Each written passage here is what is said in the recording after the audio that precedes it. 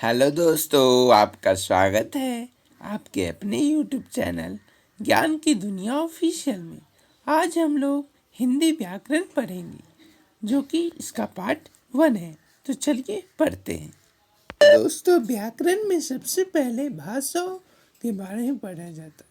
तो प्रश्न उठता है कि भाषा किसे कहते हैं और इसके कितने भेद होते हैं। तो भाषा मनुष्य की सार्थक व्यक्त वाणी को भाषा कहते हैं और भाषा के 3 भेद होते हैं, मौखिक, लिखित और सांकेतिक।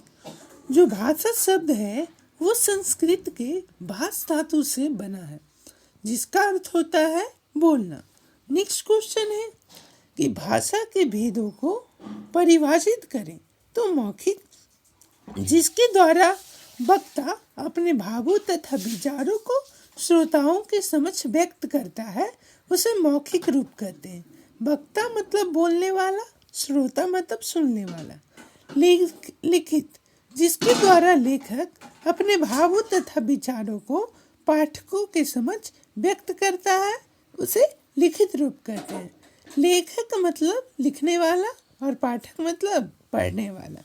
नेक्स्ट है कि सांकेतिक, जिसके द्वारा कोई व्यक्ति अपने भावों तथा विचारों को संकेत द्वारा दूसरे व्यक्ति के समक्ष व्यक्त करता है, उसे सांकेतिक रूप कहते हैं।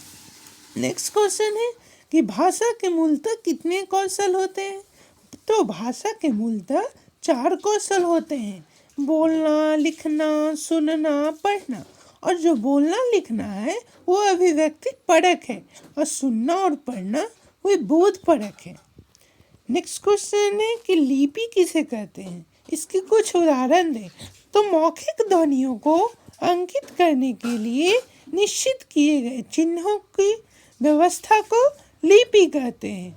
लिपि को ध्वनि चिन्ह भी कहते हैं, ध्वनि चिन्ह भी कहते हैं। तो नेक्स्ट क्वेश्चन की ओर चलते हैं। एग्जाम में कई बार आता है कि भाषा दिया हो रहता है और उसका लिपि पूछता है, तो किसी में लिपि दिया हो रहता है, भाषा पूछता है। तो हिंदी की लिपि देवनागरी है, संस्कृत की भी देवनागरी, अंग्रेजी की रोमन, जर्मन की भी रोमन, उर्दू की अरबी फारसी और पंजाबी की गुरुमुखी। तो चलिए नेक्स्ट क्वेश्चन की ओर बढ़ते हैं कि मानक भाषा किसे कहते हैं। तो जो भाषाएं लिखी जाती है उनके मानक रूप को मानक भाषा कहते हैं। नेक्स्ट क्वेश्चन है कि हिंदी दिवस कब मनाया जाता है। तो 14 सितंबर को। और क्यों मनाया जाता है, क्योंकि 14 सितंबर 1949 ईस्वी को संविधान में हिंदी को संघ की राजभाषा का दर्जा दिया गया था। नेक्स्ट क्वेश्चन है कि व्याकरण किसे कहते हैं, इसके कितने भेद होते हैं।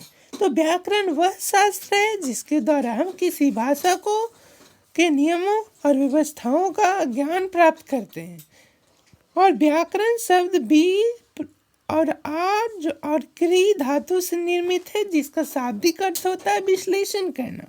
और ऐसे व्याकरण का ये भी परिभाषा हो सकता है कि व्याकरण वह शास्त्र है जिसके द्वारा हम शुद्ध बोलना, लिखना, पढ़ना जानते हैं।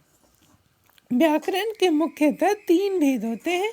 वर्ण विचार, जिसको अंग्रेजी में फोनोलॉजी कहते हैं, इसमें वर्णों के आकार प्रकार के बारे में पढ़ते हैं। शब्द विचार, जिसको इंग्लिश में मॉर्फोलॉजी कहते हैं, जिसको इसमें शब्दों के आकार प्रकार के बारे में पढ़ते हैं। और वाक्य विचार, जिसको साइंटिक्स बोलते हैं, और इसमें वाक्यों के आकार प्रकार के बारे में पढ़ते हैं।